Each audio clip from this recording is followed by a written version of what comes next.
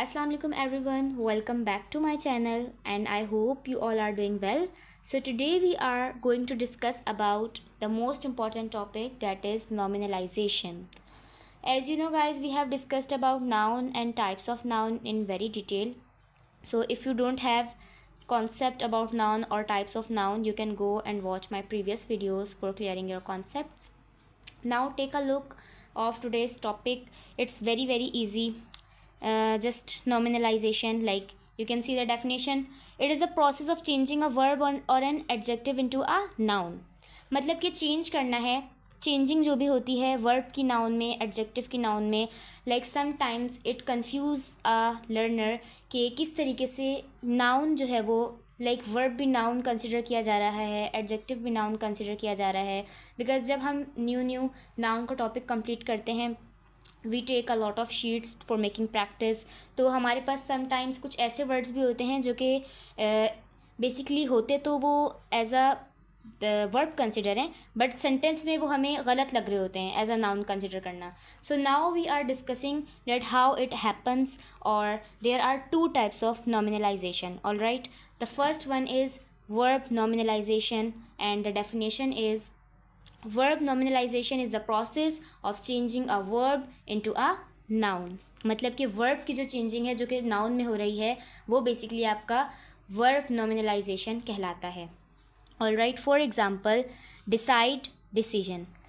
Here you can see two words. Decide is a verb और decision is a noun. Like changing of a verb into a noun. यहाँ पे changing हुई है. Like decide जो है वो verb था, और when we change this word and go for a new word, it becomes decision, like it becomes noun.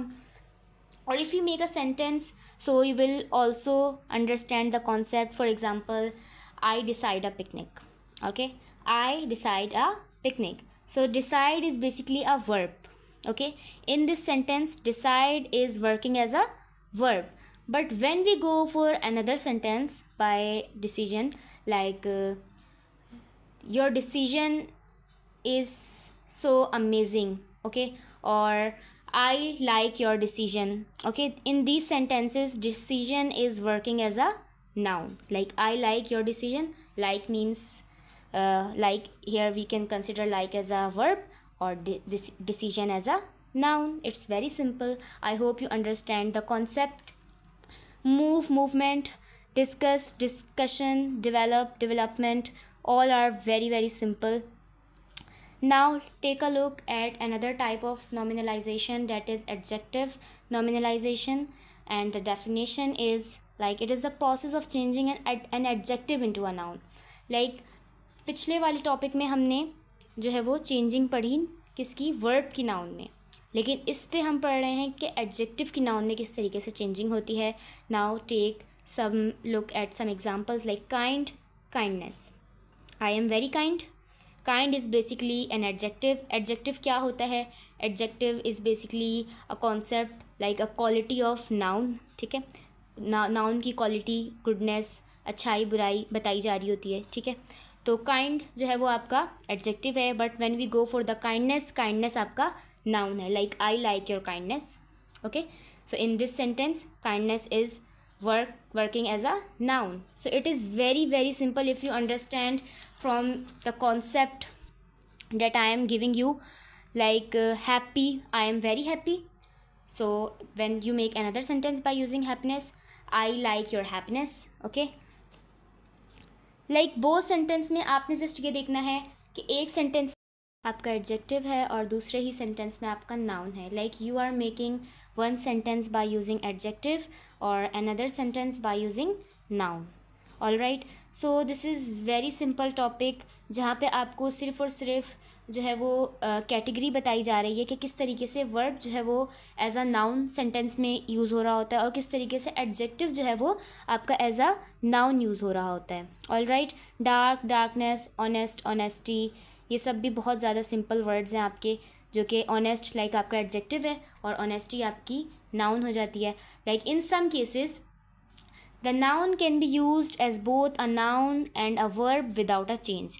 अच्छा, कुछ केसेस में इस तरीके से भी पाया जाता है कि ये जो नाउन होता है ना आपका, वो सेंटेंस में एज अ नाउन भी यूज़ हो रहा होता है और एज अ वर्ब भी यूज़ हो रहा होता है और कोई चेंज नहीं होता.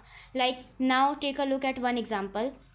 I go for a run in the morning. Okay. In this sentence, you can see I go for a run.